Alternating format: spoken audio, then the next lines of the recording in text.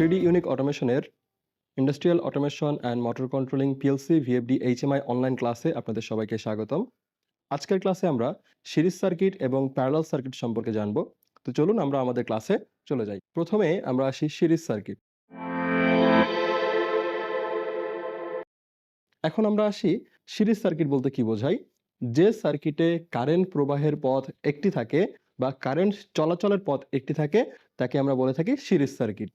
এছাড়াও সিরিজ সার্কিটে voltage drop হয়, যেটাকে আমরা বলে থাকি ভোল্টেজ ভাগ হয়ে যায়। এছাড়াও সিরিজ সার্কিটে কারেন্ট সমান থাকে।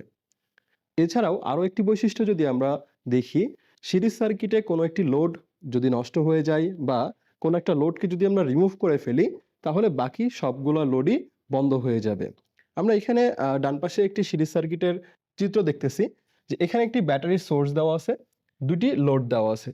একটু খেয়াল করব যে এখান থেকে ব্যাটারি থেকে যে কারেন্ট প্রবাহিত হবে, বিদ্যুৎ প্রবাহিত হবে, সেই বিদ্যুৎ প্রবাহিত হওয়ার পথ একটি। হ্যাঁ, এবং আমরা দেখতে পাচ্ছি এখানে দুটি লোড একটির সাথে আরেকটি পর্যায়ক্রমে কানেক্টেড আছে, যেখানে বিদ্যুৎ চলাচলের পথ একটি রয়েছে। এবং আমরা এখানে যদি আরেকটু খেয়াল করি, এই দুইটা লোডের কোনো একটা লোডকে যদি আমরা রিমুভ করে ফেলি, তাহলে এই বাকি যে লোডগুলো থাকে এই লোডগুলো ওপেন সার্কিট অবস্থায় চলে যায়। যার কারণে সিরিজ সার্কিটে কোনো একটি লোড ড্যামেজ হয়ে গেলে বা কোনো একটি লোডকে যদি আমরা রিমুভ করে ফেলি, তাহলে বাকি সবগুলো লোডই বন্ধ হয়ে যাবে। এখন আসি আমরা প্যারালাল সার্কিট সম্পর্কে। প্রথমেই প্যারালাল সার্কিট বলতে কি বোঝায় এটাতে আসি। যে সার্কিটে কারেন্ট চলাচলের পথ একাধিক থাকে সে সার্কিটকে আমরা প্যারালাল সার্কিট বলি। এছাড়াও প্যারালাল সার্কিটের আরও কিছু বৈশিষ্ট্য রয়েছে, যেমন প্যারালাল সার্কিটে ভোল্টেজ সমান থাকে, কারেন্ট ভাগ হয়ে যায়।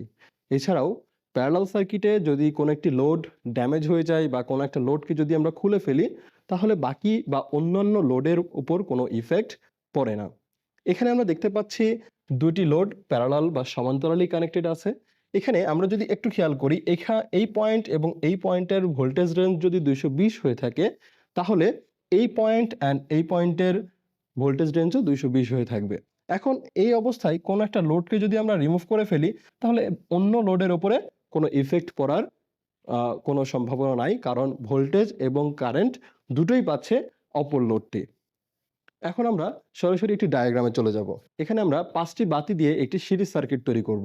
চলুন আমরা ডায়াগ্রাম তৈরি করি। আমরা একটু আগে জেনে আসলাম সিরিজ সার্কিটে কারেন্ট চলাচলের পথ একটি থাকবে। দ্যাট মিন্স যদি লাইন দিয়ে কারেন্ট প্রবাহিত হওয়া শুরু করে, তাহলে একটি মাত্র পথ দিয়েই সে নিউট্রালে ফেরত আসবে। এবং আমরা আরও জানি সিরিজ সার্কিটে যত লোড থাকবে সকল লোডই একটির সাথে আরেকটি পর্যায়ক্রমে সংযুক্ত থাকবে। তো চলুন আমরা আসি। এই ব্যাটারি সোর্স থেকে প্রথমে একটি লাইন বের হবে, লাইনটা চলে যাবে লাইটের একটি প্রান্তে, এবং এই লাইটের আরও একটি প্রান্ত থেকে আমাদের আরেকটি লাইটের একটি প্রান্তে চলে যাবে, এবং এই লাইটের অপর প্রান্ত থেকে অপর লাইটের একটি প্রান্তে চলে যাবে। ঠিক এখান থেকে অপর লাইটের আরেকটি প্রান্তে কানেক্টেড হয়ে যাবে।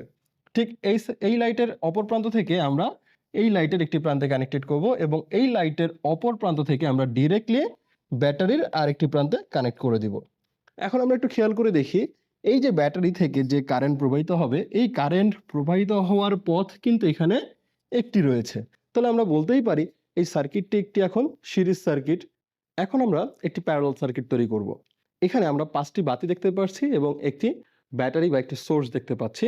এখানে এই 5টি বাতির মধ্যে কানেকশন হবে প্যারালাল।